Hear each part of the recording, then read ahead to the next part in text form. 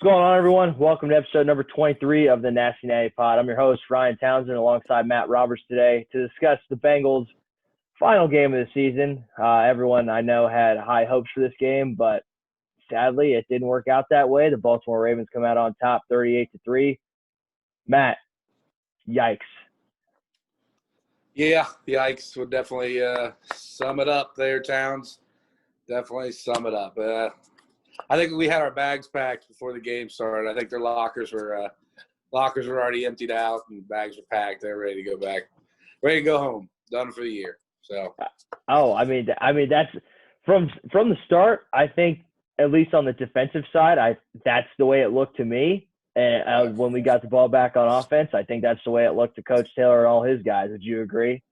Oh, 100%. Even Taylor. I feel like Taylor, I don't know, he just looked dull and dead on the sideline too, didn't he? Yeah, he did. There was no emotion anywhere. So, it was a sad performance, a sad way to end the season, that's for sure. Yeah, it wasn't what we were hoping for in last week's podcast. Obviously, talking about ending the season, possibly streaking, going on a high note, win 3 in a row.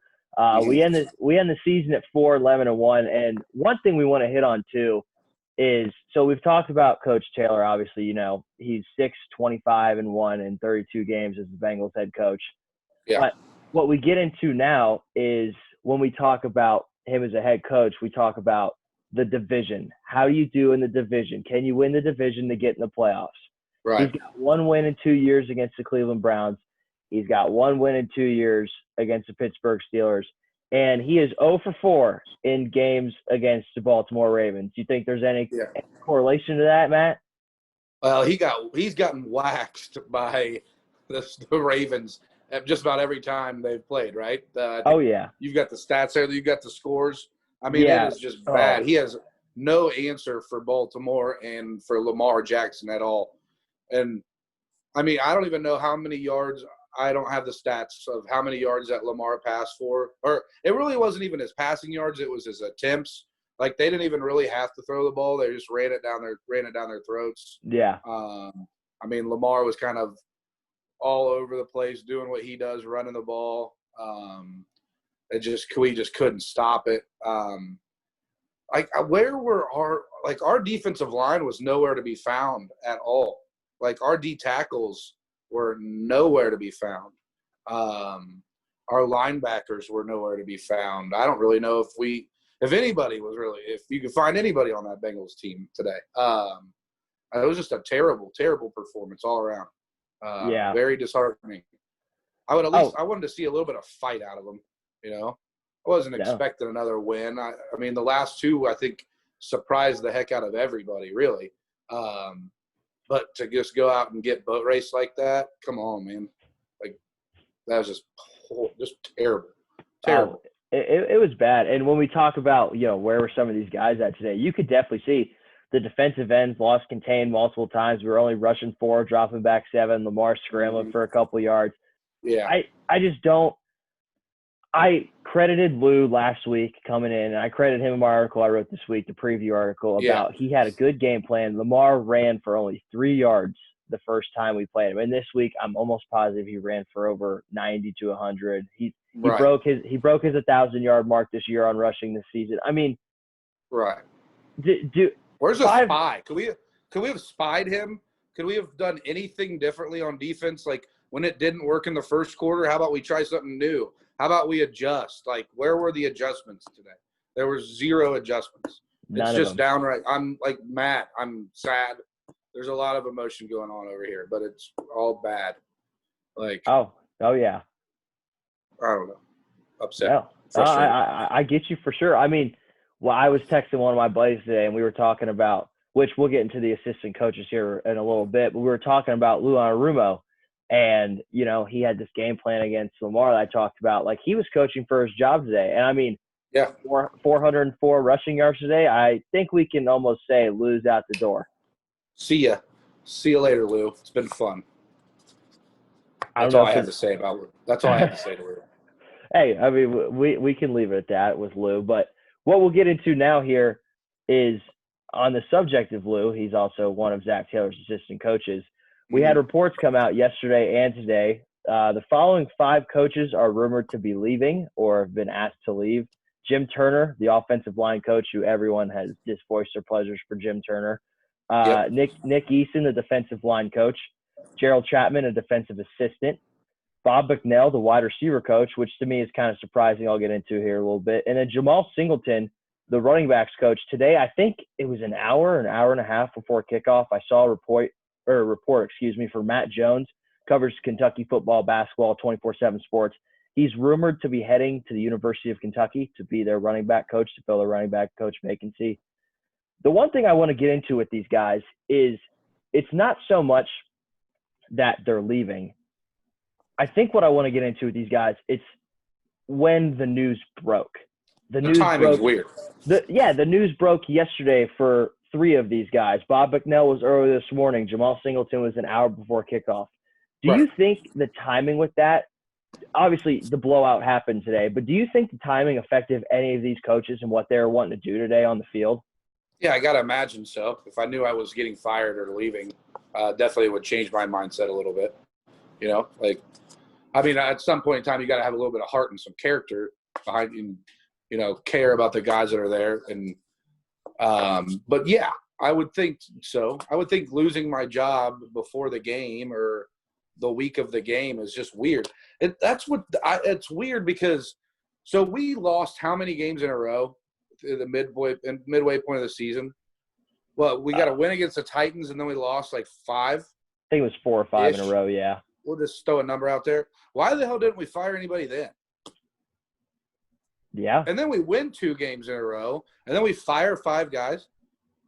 Yeah, I don't. What's the thought process behind? Now, I'm not saying that they shouldn't be fired. I'm not saying that at all. I don't give a damn if Zach Taylor's back, really. I know we said last week that he saved his job, but would it break any Bengals fan that is going to listen to this podcast today? Does it break your heart if Zach Taylor is not the head coach next year? I don't think so. I don't think any of my friends feel that way. There's not a single one of them that are going to be like, oh, man, we lost. Zach Taylor's gone? What did we do? Nobody's going to say that, right? No, I don't think not a single person's ever going to say that. So the timing's weird, but I get it. But the timing's weird. We couldn't have waited one more week. It just seemed like a Bengal thing to do. Like, well, we just won 2 games. Let's fire everybody right before our last game. Like, I don't get the logic. Could we have not waited until today and then fired everybody tomorrow, like every other team in the league? Like, why did we have to fire 5 guys the week before, before the game? Yeah. Once again, they probably deserve to be fired. Right. Not saying that they don't. I'm just saying it was a Bengals thing to do. It was a weird time. It's just weird. I don't know. I don't get it. I don't get what Duke Tobin and Mike Brown discuss.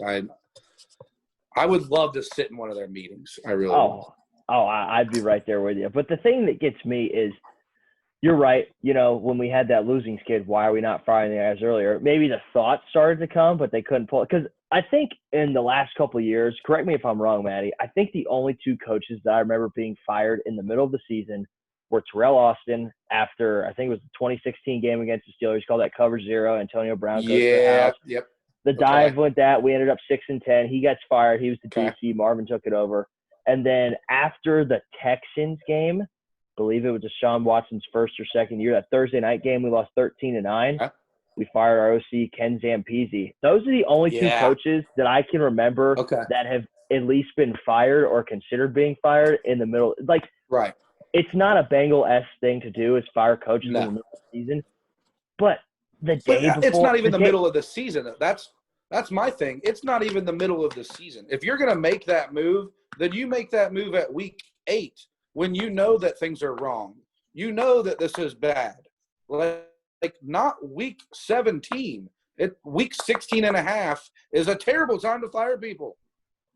Like we knew at week 8 that our defense that there were holes. There were issues with the coaching staff.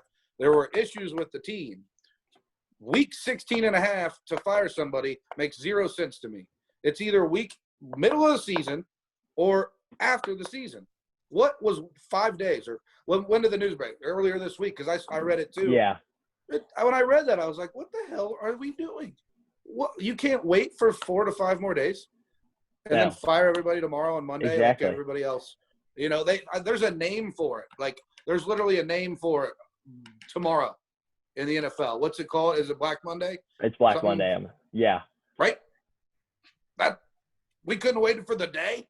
Like, it's a NFL holiday, you know? Like, we can't even wait for the day. We can't even fire people right. That's how bad we are.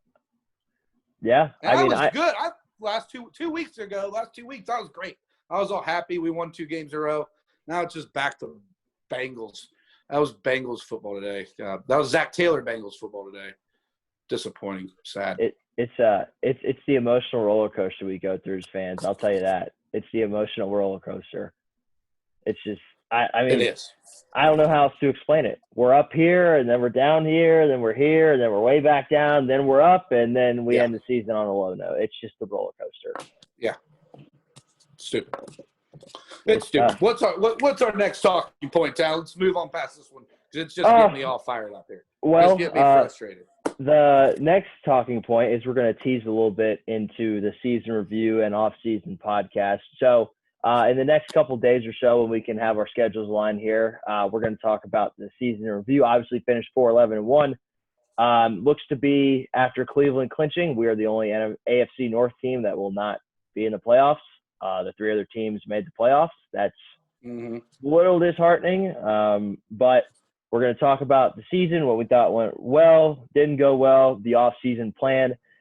Just to touch on 2 points today here, the first one we're going to talk about is a little bit of what we just talked about, the new coaching staff and the hiring of friends. So to begin Zach Taylor's tenure as the Cincinnati Bengals head coach, I don't know if a lot of you remember, Jack Del Rio was one of the guys that we wanted to bring in to be the DC. He said no to it. But before all that happened, the hiring of Jim Turner as the O-line coach was suspect. And after we couldn't get a DC, the hiring of Lou Anarumo as the defensive coordinator was also suspect. Both of them coached with Taylor in Miami. Whatever year, I believe it was Gase or a couple of years before that when he was fired. Zach was the interim OC and Lou was the interim DC, and I believe Jim Turner was down there as the O-line coach. A lot of people gave Zach hatred for, quote-unquote, hiring friends instead of trying to find the right guys to fit. And the one thing I will say about that is you already saw when Del Rio didn't take the job, you knew you were going to have a tough outlet in trying to get guys to come to Cincinnati. You knew it was going to be tough. You knew from the start it was going to be tough. But he wasn't the only one that turned it down, right? I think we had a couple more, but I'm not sure if they were big names like Jack Del Rio was. I know he was the one that broke the news as soon as like a week after Taylor was hired. But I don't think it was like Lou was like pick number 2. Oh no, Lou was like pick number 4 or 5. Like he was down there. 7 or 8 or 9, 10. One of those. But still, he was a companion, a friend that Zach Taylor knew before. Yeah. So question. I guess my question to that is, do you think Zach is fearful of all of being denied again? Like, how many people are going to tell him no again?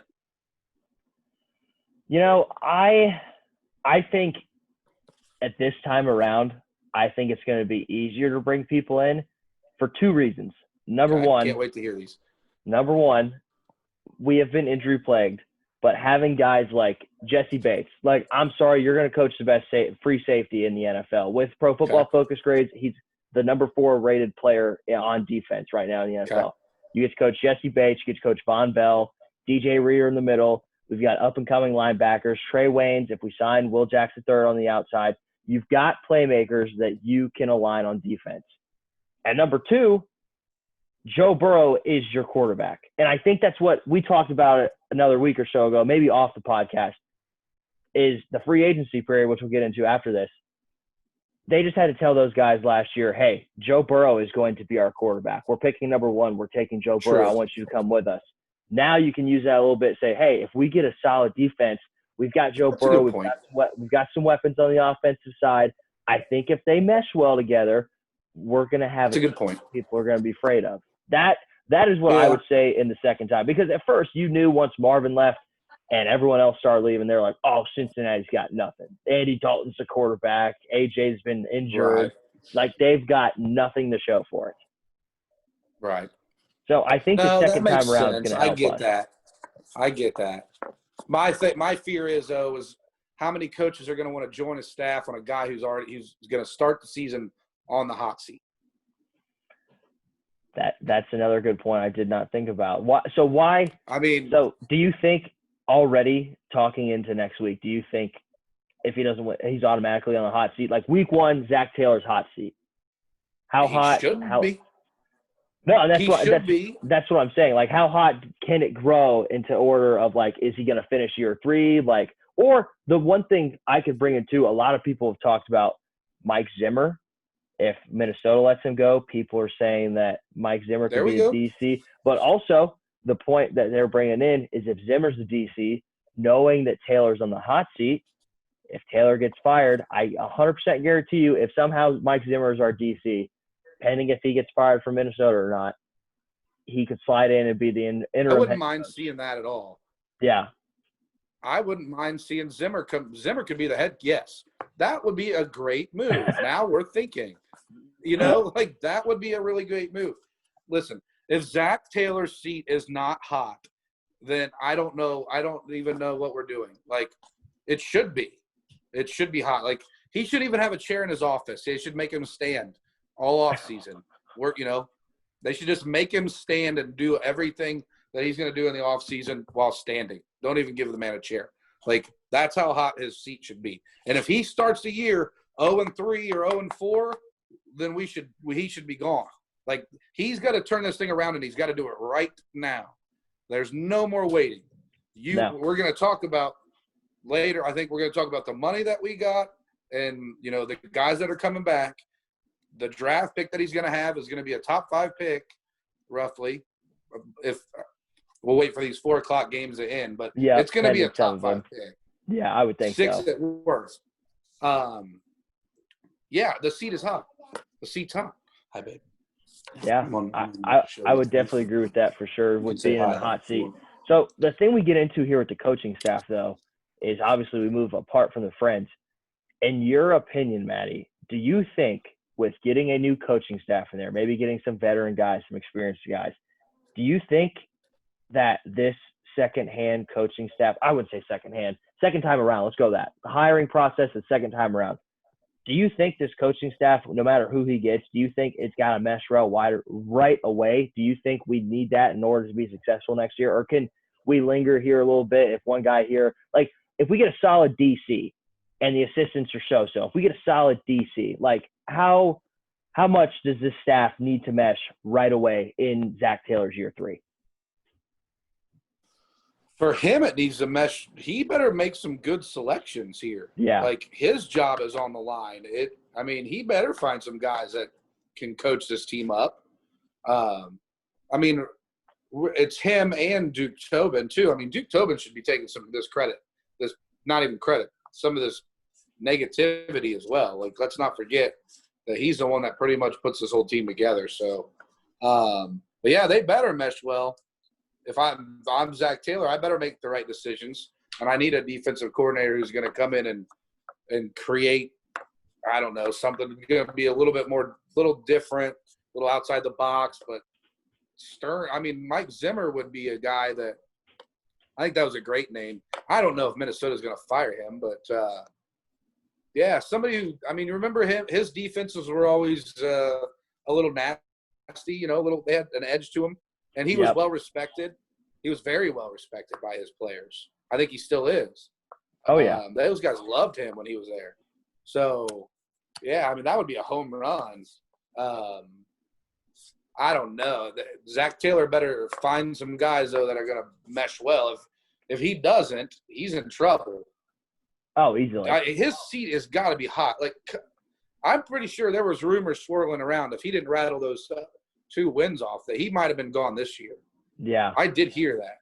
No, I heard a little bit too, and I think it was just the perspective of are the Bengals man enough to get rid of someone in year 2 and then try and fix it around, or do they want to wait for a year 3? Obviously, Joe Burrow got hurt, but a lot of people lot of people were 50-50 on it. How maybe we hot can was find the out seat? tomorrow. Oh, Maybe we find out tomorrow. They got to remember it's an NFL holiday tomorrow. Firing coaches. Maybe we join the list. I don't know. We'll find out tomorrow. If we were going to do it, we'd probably do it in like 3 months. But we wouldn't do it tomorrow. Yeah, his seat definitely better be hot next year. Do you not agree? I mean, what are we waiting for? I agree. It's gonna be hot. I think it will be. It just matters of how hot it is going to be to start. Like if Joe Burrow starts off 2-0 or something, then it simmers down, or you know what I mean? Like it just. Do you think it was his idea start. to get rid of these coaches? I think, and reading some articles about it, I think it was the front office saying, Zach, these guys got to go, or you're going to go with them. I think that's the basis of what was said. At least from Elise Jesse on Twitter, I read her article about, she broke the news about Jim Turner, Nick Eason, Chapman. She also broke the news about Bicknell today. That was the basis of it. With the front office said, either you're going to do it or we're going to step in. And he might have not wanted to take the chance of, well, if they step in, I might be can too. So I think I got to do this. I think that's what it was.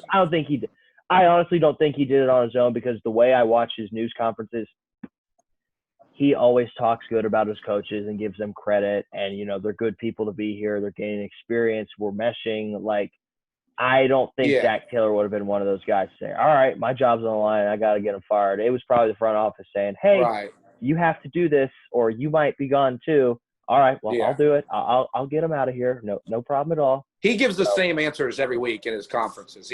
If it's about players or coaches, he doesn't call anybody out. That's not him. No. He won't do that. That's not part of his character, which I'm not saying. I mean, sometimes I think you need to do that. Oh, it depends on the situation for sure. Yeah, I think it's not like every week, but from time to time, you might want to call some people out. I mean, my question is, if he's not doing it, which is fine, you don't have to do it publicly. Does he seem like the guy that even does it in the locker room? Because I don't think he is. I couldn't say that he's the guy to do it in the locker room. He doesn't seem like the type of guy that, like, he avoids confrontation. I can definitely agree with that. Yeah. I would see. That's my, like, I've never sat down and had, talked to Zach Taylor personally. I would enjoy that conversation. But he just doesn't seem like the guy. Like, I feel like if I sat there just as a fan and, like, scrutinized him, he'd be like, okay, Matt. Okay. Yeah. What, would you like another drink? Can I get you something to eat? Like, he would probably kiss my ass. Like, does he not seem like that type of guy? Like, yeah. He wouldn't fire back. He doesn't seem like he ever fires back when he should. No. I mean, you can see it in the press conferences too. Like, he avoids all those questions about, like, the free agency stuff and the coaches. Like, people ask, he's like, we'll deal with that at the end of the season. I don't want to get into it. Like, sometimes you just got to man up and speak. You got to speak from your heart a little bit. Like, and I don't know. Part of that is being the leader of men. Is you are the one that has to make the tough decisions. Yeah, that's what you signed up for. Oh, like, absolutely. You're going to hurt some feelings. Plain and simple. It's a business. You have to be able. Yeah. You got to be able to see the business side of it. Obviously, he had colleagues and people he trusted, but, like, at the end of the day, the NFL is a business. Just like cutting players or trading players, they understand every time a player is drafted or, like, cut, released, traded, they always say it's a business. This is part of the business. I signed up for it. Like, this is how it is. Once again, I think, listen, Zach's going to be back next year. We all know that. I think we've always known that. I don't think they were going to get rid of him. I think his seat is very hot. It should be. And he needs to look himself in the mirror and do I want to make this? Am I going to make this a long haul? Is this going to be a long trip here, a long journey in Cincinnati, or is it going to be a short one and they're going to move on without me?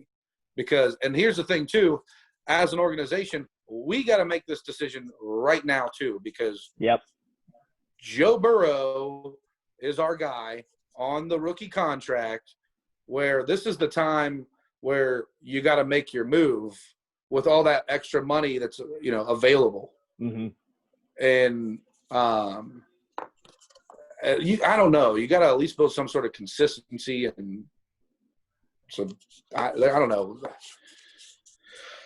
He's got me all sad. I'm all sad today. Maybe tomorrow, you know what? We would have done this podcast tomorrow. Maybe I would have been in a slightly different mood. After watching that, I'm sad and tired.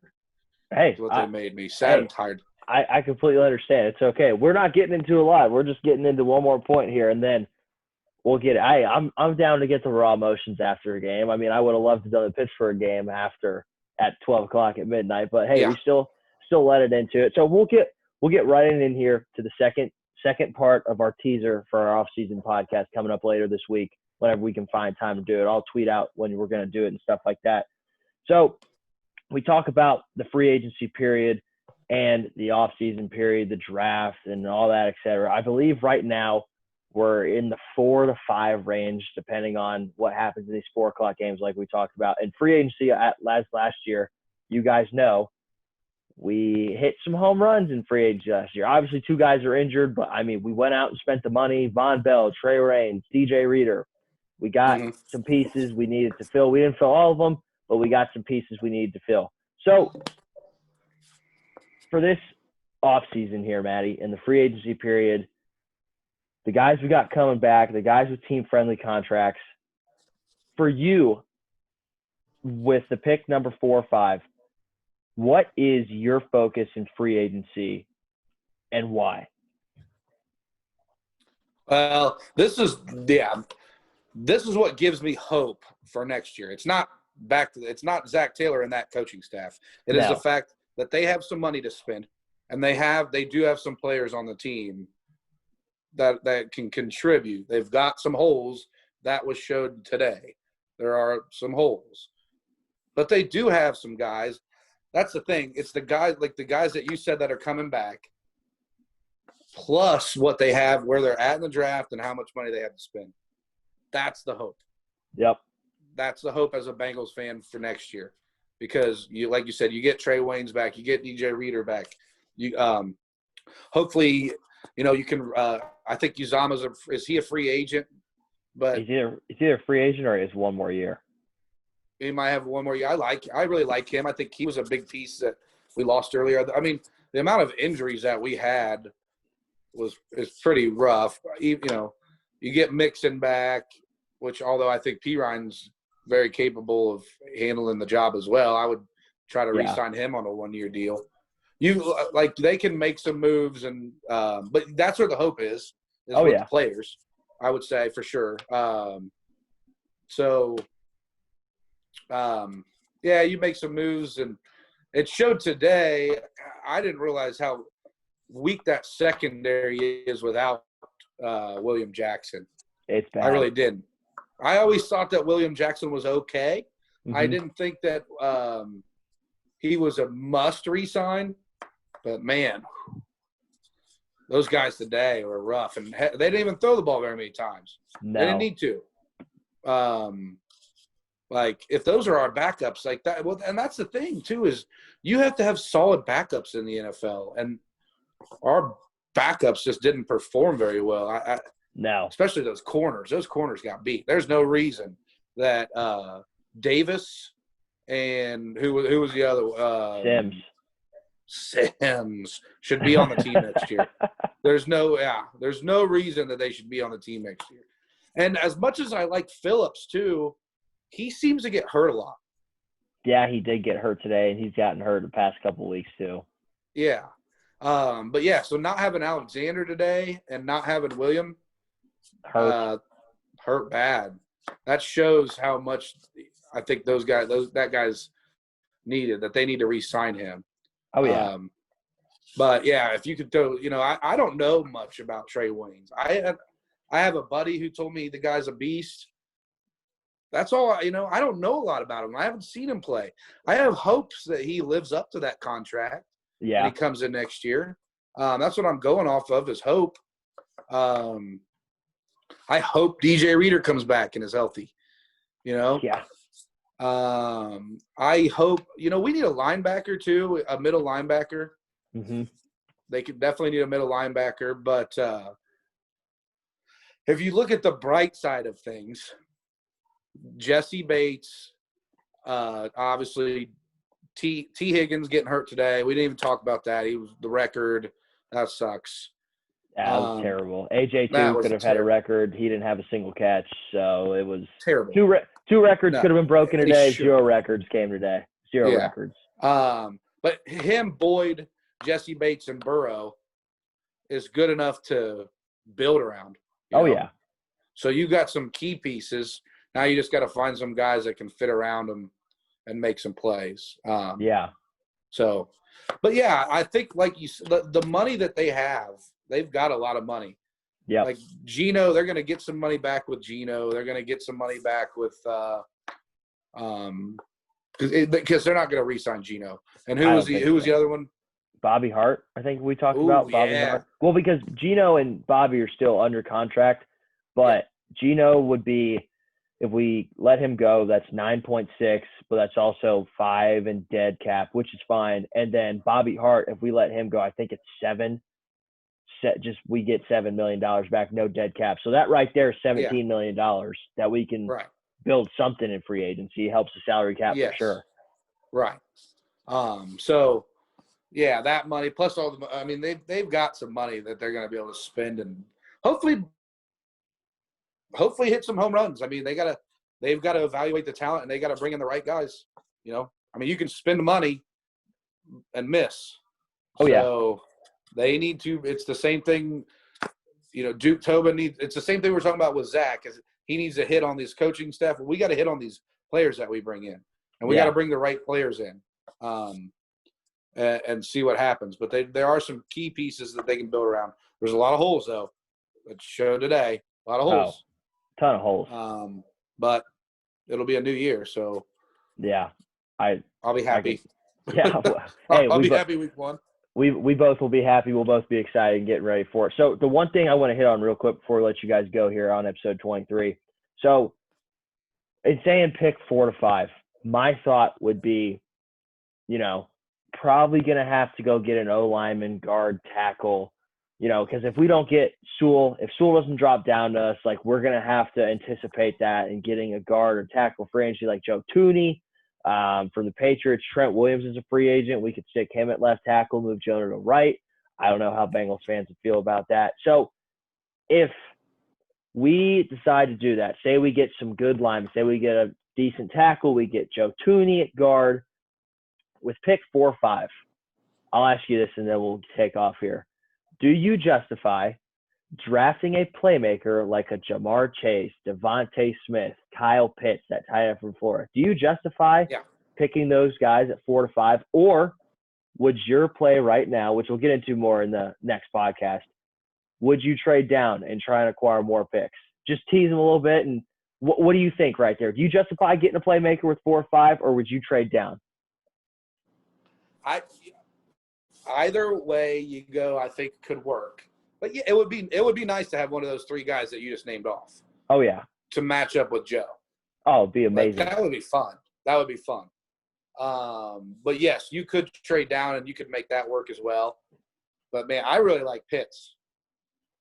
Kyle Pitts is really Uzama, good. Pitts is come on, Travis Kelce led the league in touchdowns, right? And receiving yards. I think he was over 1,000 again this year. I mean, he's basically a receiver. Evolved. Look what Tom Brady did with multiple tight ends his whole career. Yeah. I mean, I don't think you can have enough tight ends, really. I mean, Drew Sample's not bad. Uzama's not bad. But if we got a chance to go get a guy who has the potential to be great, why not? Yeah. I definitely. I mean, you trade down. If you trade down, what do we trade down and get? So now we're going to take a shot in the dark on another offensive lineman. Right. If we trade down, let's just say we trade down to like 15 or middle, if I don't know, between 10 and 15, one of those teams that needs a quarterback, let's just say that quarterback's available when we're on the clock. They trade up, we trade down to 10, 15. What are we going to get there that's going to help us? Yeah, I mean it's probably gonna be another O line. It's probably gonna be Slater out of Northwestern if he's still there, or that which is Denishaw fine. from A&M. That's But fine. yeah, But now you're taking another gamble because you're not getting the number one player. You know what I mean? At that, you're not getting a number one, like the number one ranked guy there. Like, right. because it's like Jonah Williams. We took Jonah at what, 8 or 9? 11th. 11. Okay, 11. I thought it was, for some reason, I thought he was in the top 10. So there was no way that he was the first tackle off the board. There had to be somebody that went in front of him. I don't remember if someone went before him, but I remember looking at the stat sheet that night. Pro Football Focus has their like grades of who's, regardless of position, like the top player, number 1 to however many players there are in the draft. Jonah Williams was the number 4 graded overall prospect in that year's draft, and he fell to us at 11. Okay. So Wait, the number 4 overall in the draft. Overall in the draft, according to Pro Football Focus, he was number 4. Yeah. Well, I'm going to say Pro Football Focus got that one wrong because I mean, what has Jonah Williams done? You know, we're talking about his second year of playing, or no, excuse me, first year of playing. First year, second year overall. That we're talking about moving him to right tackle. You know, he was an 11th, the 4th overall player in that draft class, and we're already saying, well, Jonah's probably got to move to the right side, which there's nothing wrong with. No. But he has not earned, you know, last year all season we were like, man, we get Jonah Williams. And then now we're going to lead into the next year and say, well, we're going to move Jonah to the right side, and we're going to bring in these other guys. Like, to me, does that mean we missed on another lineman? I wouldn't say that means we missed. I think it would say that Jonah is good enough to move from left to right, or he is for sure one of our tackles, and he can anchor either side we put him at. Because here's my thought process. Talking about, you know, Joe Tooney and Trent Williams got a free agent. Yeah, Trent Williams is up there. But if you guys look at Pro Football Focus, which I'm a huge believer in Pro Football Focus and the way they grade guys, Trent Williams is one of the highest graded offensive players in the NFL this year. He's the highest graded player right now in the San Francisco 49ers at left tackle.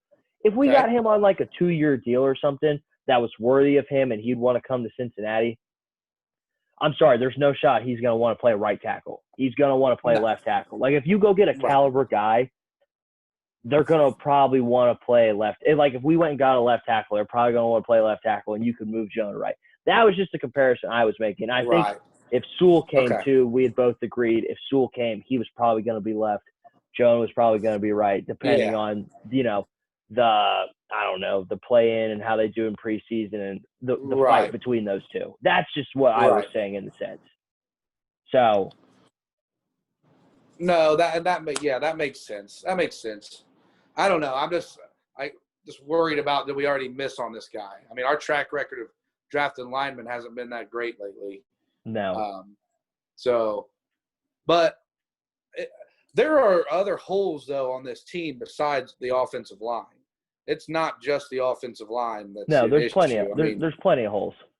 Like, I still think, like, they need what about Micah Parsons from Penn State? I've been throwing that name out there a little bit, too. He's pretty good. Like, he's not really good. Stud linebacker. Like, we could use a middle linebacker. Like, if you go look, like, I don't know. If you look at some of, like, the really successful teams in the NFL, like, I feel like they always have this, like, hard-nosed tackling machine in the middle, you know? Yeah. We don't. I mean, is Jesse Bates lead the team in tackles? Oh, off the top of my head, I couldn't tell you. I'd assume he's up there. Him and Von Bell probably got to be up there. I would say so. Yeah, that's, you know, and that's unfortunate too, because those are your safeties. Yeah. Like, so if your safeties are leading the team in tackles, that means there's a lot of guys getting past your linebackers. Oh yeah. You know, and you said earlier about young. You said young, talented linebackers. Why didn't we play them the last 3 to 4 weeks? Like, I saw, like, Davis Gaither played a little bit today. Yeah. I saw Bailey play a little bit, but I think he put himself in the doghouse last week. Yeah, he definitely did. What about Logan Wilson? He's been out the last 4 weeks. He's hurt. Yeah. He's hurt. He's been out. So it's So been they've played the Bynes and Pratt, and then they've brought in one of their guys when they don't play nickel. So it'll be Davis and I think Gaither. Pratt is fine. I think don't Pratt's think it's improved. Pratt. He's improved for sure. I think it's Bynes. Yeah. He was on a 1-year deal, right? 1-year deal, yes. Bye. See ya. Right? Yeah, I think so. I mean, I think you have to think like that because why would you have drafted 3 linebackers if you're not going to play them again in year 2? Like Logan Wilson has got to start on the field day 1, 2021. Logan Wilson's got to be there. Jermaine Pratt's got to be there. If they're not playing nickel, Hakeem Davis Gaither or a linebacker we get in free agency, those guys have to be there. You can't have Josh Bynes taking up another year of progression for those guys. You just can't do it. You can't do it. No, I agree. Like we brought him in. He was going to be this veteran presence. He's done nothing special. He's been okay. I'll give him credit. He's been okay. He's been okay, but I just don't think he's worthy of bringing back. No. There's somebody else, and they could go out and get somebody else who could just do okay. Yeah. I mean, they got guys on the team that, I mean, like you said, I mean, there's probably somebody else on that team that could just be okay. I mean, I'm looking for somebody who's going to cut like that nasty. Once again, I always come back to Perfect, I guess, but like that dude made like sideline to sideline tackles and clogged holes. He was all over the place. That's the linebacker. You take the dirtiness away from him because he was dirty. The dirtiness out of Vontaze Burfict, he was a great linebacker. And that's what the Bengals need is somebody who is going to go sideline to sideline and clog the middle. And they don't have that. I mean, I don't really see those. I don't see our linebackers making plays out on the edge and clogging. I don't know. It's just not I think it's a big weakness. It was a weakness. It was a weakness last year. That's why we drafted 3 guys. That's why we had to. Yeah, we had back-to-back rounds we drafted, and then round 7, Marcus Bailey, who I think was like a 3rd or 4th round grade. He dropped to 7th round because of his ACLs. We picked him up too. I mean, they addressed it in the draft, and they tried to address it in free agency. It just so far hasn't meshed. Besides, obviously, Logan Wilson, who I think's played well. Pratt's improved. Bynes has got to go. You got to let those guys play. And obviously, I think next year, pending COVID, I hope it's gone by next year. Yeah. Pending COVID, we'll get a preseason. I think if we get a preseason, that'll help us and see what these guys have in the preseason. I think that'll help out the evaluations even more because you're going to let those guys play in the preseason too. I'm hoping there's a preseason. I want a preseason.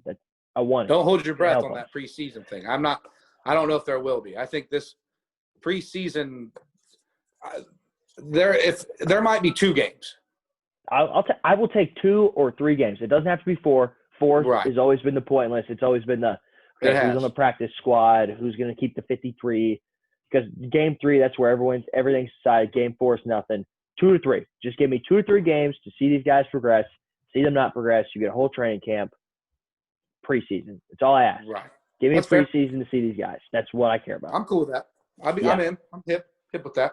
2-3 game preseason. We're both hip with it. Yeah, absolutely. 2 games. Okay. I like 2 games. That gives enough to see. 2 games gives enough to see everybody. Yeah. You can see a lot of guys in 2 games. I mean, 8 quarters of football is a lot of time where you can get guys in and out and enough to, I think, evaluate some guys. And but hell, I mean, the Bengals though, the guys in the preseason always ball out are the guys that we never play again. You know, it's like we have guys that ball out in the preseason all the time. It's like, you know what we're going to hear in the offseason again is how good Alden Tate is. Like when he comes back from his injury, we're going to hear about how good he is, and then they won't throw him the ball or they won't play him. That's another, back to that coaching staff. Like you got to play the guys too that make plays, the guys that, like, sometimes I don't care how much money you're making, who is producing. And this goes back to when Geno, every Bengals fan, I don't know if you guys remember this, to all Bengals fans out there, when Geno was a rookie, we had Tank, what was his name? Tank, the Cowboys dude. We brought him in from the Cowboys. Tank Williams?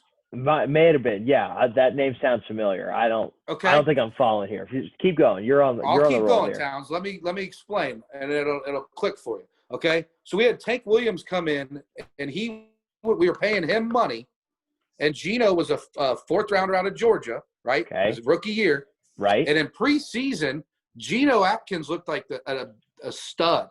It was like, oh my God, who is this guy? But we kept playing Tank, and at the beginning of the year, it was almost like beginning all the way through the mid-season, and then finally at the end, we let Geno come in and play.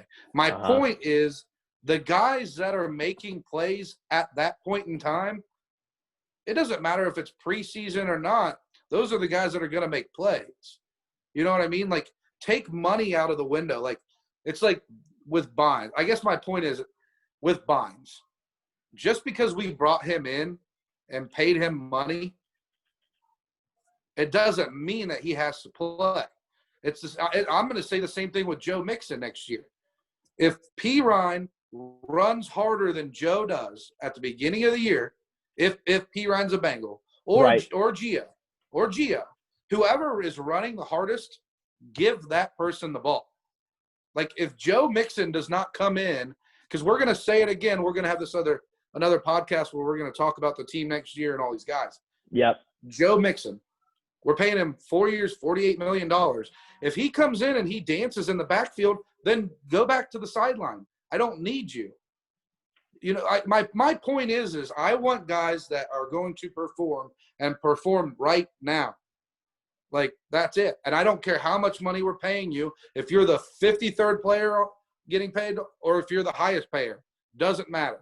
Who's producing? That's it. Those are the guys that I want. Those are the guys that play. Who's producing right now? And if you're not, then see you later. Don't care how much we're paying you. You're not going to play like that, you know, and Zach's got to know that. Zach has got to look at that and say, my job's on the line too here. Yeah. I don't care who you are. Like, it goes back to him having some sort of, like, I mean, I know you want to support your guys, but your job is on the line. You're trying to win football games for the Cincinnati Bengals. Let's put the best 11 that we have on the field every play. Amen. You know? Amen. That's it. Don't care how much you're getting paid. I'm going to take a nap, Towns. This was exhausting. I'm so tired. I'm so tired. I don't know what time it is. What time is it? Nap time yet? 5:25. 5:25. Hey, we got too late to nap? We got a lot discussed here. That was a great way to end it. I like where we're heading with it. In the end of this week, middle of this week, we haven't decided yet. We're going to push out a season review / off-season podcast. Okay, we're going to push it out. We're hopefully going to bring on another guest of ours. Hopefully we can get Trent Dusen here, longtime Bengals fan. We've been to plenty of Bengals fans with him. We had those conversations that one night at his place about what the Bengals need. He's going to be a great insight for us coming on. Hopefully we can get that in the middle of this week. That's the goal for this week. But for this show, we've teased on it enough. We're good with it. We're going to head along with it. We good with that, Matty? We good with it? I'm good. Let's move on. You know, like I said, we got some hope for next year. We'll find it. We're not right this minute, but tomorrow I'll wake up and I'll have some hope. Yeah. You know what? Absolutely. We'll have some hope. So. Yes, sir. Absolutely. That's going to do it for us here on episode 23 of the Nati Night Pod. Thank you guys again so much for tuning in. Tune in for more content this week. Check the Twitter out. I'll be posting some stuff out with this podcast and what the plan is for the week. After this podcast is done, we will be shifting over to a little bit of more Reds talk with their off-season plan. We're still going to talk a little bit of Bengals here and there. I'll push out some articles here and there, but we're going to start to split it up now that the Red season's coming through with all that stuff. So just tune in for more content this week, and we'll be talking to you guys soon. Thanks again. Who day, Matty? Who day.